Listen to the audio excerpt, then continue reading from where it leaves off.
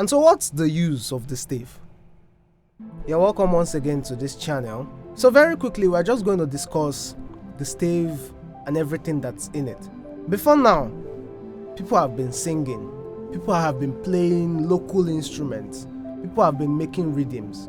Now the way people do things back in the days was that they usually pass the song down to the younger generation. So it's like folk songs. When they have a song and they want the younger generation to also continue singing that song, what they do is to just teach the younger generation, and then they keep on passing it on. Do you understand? So afterwards, there came this man, Gado of Arezzo.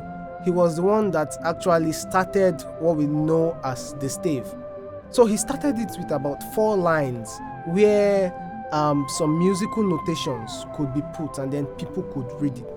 Now the use of this stave is just for people that understand music to be able to read these musical notes even when the original composer of the song is not available. So that's just the essence of the stave. Very quickly, we're going to dive into what the stave is, how it is being drawn, what does it consist. And so we're going to be learning the stave, and then one more thing, the clef. What is it used for? How is it used? How is it drawn? So this is my white sheet, and I'm going to be writing the stave. So what does the stave consist of? It consists of 5 equal horizontal lines, 5 equal horizontal lines, and 4 equal spaces. And that's what I'm trying to draw here. I have line 1,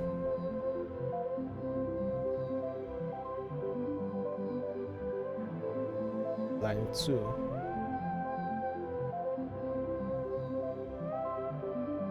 line 3,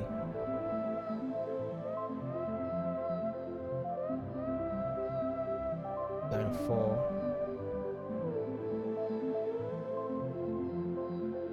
and then the last line. Okay, so let me just close them up.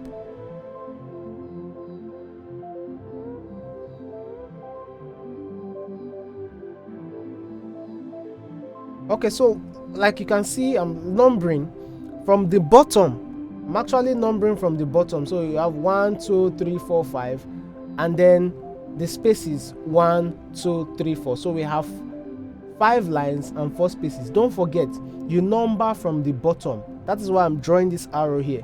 You number from the bottom. So now off to clefs. We all know that we have the stave, which has 5 lines and 4 spaces. But when we talk about clefs, there are just basically 2 major types of clef. The clef is actually used to denote the particular pitch that is to be sung in a piece of music. In modern music, there are basically 2 categories of people that use the treble clef.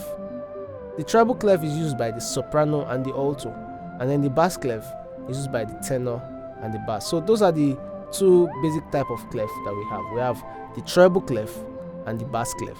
Now the treble clef is also known as G clef. It's also known as G clef. This is how you draw it.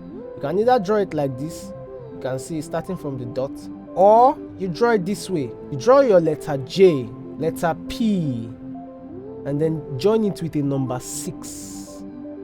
That's how you draw the treble clef. Now the next one is the bass clef.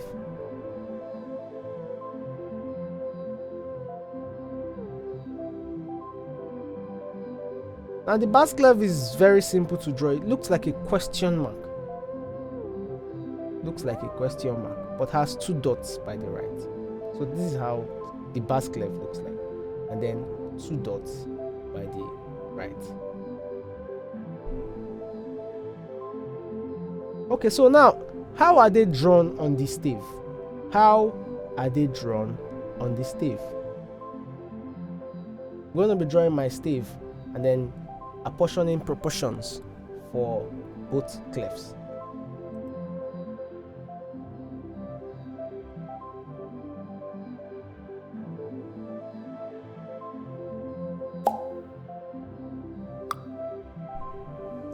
Okay, now for the Treble clef, you know that you're starting from line 2.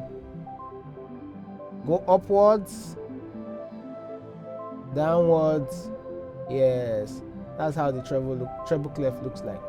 Then you can start again to do another style, letter J, letter P, and then number 6.